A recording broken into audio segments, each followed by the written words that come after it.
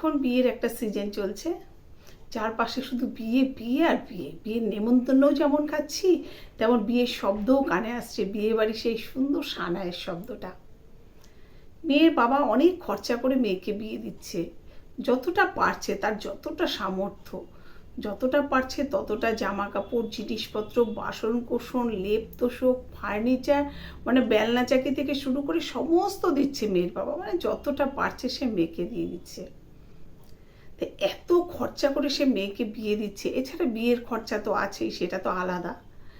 এত খরচা করে মেয়ের বাবা মেয়েকে বিয়ে না দিয়ে যদি মেয়ের জন্য আলাদা একটা জায়গা কিনে দেয় এই টাকা দিয়ে, মানে যেটুকু দরকার সেইটুকু দিল, যেটুকু না দিলে নয়, সেইটুকু গয়না, সেইটুকু আসবাবপত্র বা সেইটুকু বাসন কোসন জামা কাপড় সেইটুকু দিল, যতটুকু প্রয়োজন তার বাইরে না দিয়ে, সেই টাকা দিয়ে মেয়ের বাবা যদি মেয়েকে একটু জায়গা কিনে একটা বাড়ি করে দেয়, ছোট্ট একটা বাড়ি, বা মেয়ের জন্য একটা ছোট্ট ঘর করে দেয় নিজের কোনো জায়গাতে, তাহলে কি সেই জায়গাটা মেয়ের হয়।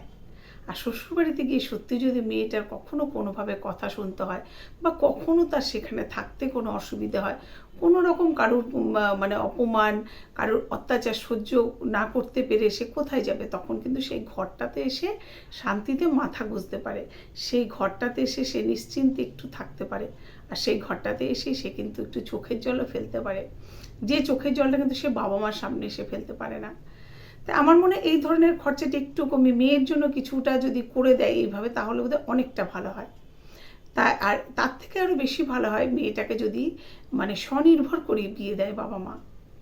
মেয়ে যদি নিজের পায়ে দাঁড়ায়, সে যদি নিজে রোজগার করতে পারে, সেটা চাকরি হোক বা অন্য, আজকাল অনেকভাবে মানুষ পয়সা রোজগার করছে সৎ পথে থেকে। তো মেয়ে যদি সত্যি সেরকম একটু রোজগার করতে পারে যে মাস গেলে সে কিছু টাকা পাবে, তাহলে সেক্ষেত্রে তো কোনো একদম চিন্তাই থাকে না।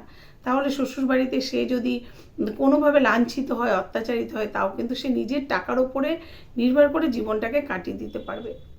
আর সে যদি স্বনির্ভর না হয়, তাহলে সেক্ষেত্রে কী হয়, কোনো কারণে কোনো 10টা টাকাও যদি তার প্রয়োজন হয়, তার বরের কাছে তাকে হাত পাততে হয়। তো এটা তার সবসময় তো ভালো লাগে না, কিন্তু কিছু করার নেই, তাকে সারাটা জীবনেই বরের কাছে হাত পেতেই কাটাতে হয়, তাতে বর যা দেবে তাতেই ঠিক আছে। আর স্বনির্ভর হলে সে নিজের মতো করে এগুলো কিছু কিছু জিনিস করতে পারে। শুধু এটাই নয়, সংসারটাও তাহলে কিন্তু খুব তাড়াতাড়ি উন্নতির দিকে যায়, যদি একটা মেয়ে স্বনির্ভর হয়, পাশে তার বড় যদি সেভাবে রোজগার করে, এটাও একটা দিক। তবে হ্যাঁ, স্বনির্ভর মানে কিন্তু এটা নয় আবার যে সে শ্বশুরবাড়ির কারোর কথা শুনবে না, সে নিজে যা ইচ্ছে করবে, কারোর সঙ্গে কোনো মানে সমঝোতা করবে না, এটা নয়। স্বনির্ভর মানে সব দিকে সুবিধা, মানে যদি যদি কোনো কারণে শ্বশুরবাড়ি তার খারাপ হয়, প্রথম কথা সে তাহলে নিজের মতো করে বাঁচতে পারবে। আর স্বনির্ভর মানে যদি সে শ্বশুরবাড়িতে ভালোভাবে থাকে, তাহলে সংসারটা কিন্তু আর উন্নতির দিকে উঠতে পারে, এটাই হচ্ছে কথা। তাই সব মেয়েকে যদি তার বাবা মা স্বনির্ভর করে বিয়ে দেয়, যদি স্বনির্ভর করতে নাও পারে, সেক্ষেত্রে তার জন্য যদি একটু আলাদা জায়গায় করে বাড়ি করে দেয়, তার জন্য কিছু টাকা রেখে দেয়, তাহলে কিন্তু সেক্ষেত্রে মেয়েটার মধ্যে সারা জীবন আর কোনো অসুবিধা হয় না, এতটা খরচা না করে। তাই আমার মনে হয় একটা মেয়ে সব থেকে ভালো হয় যদি স্বনির্ভর করিয়ে সেই মেয়েটাকে তার বাবা মা বিয়ে দেয়।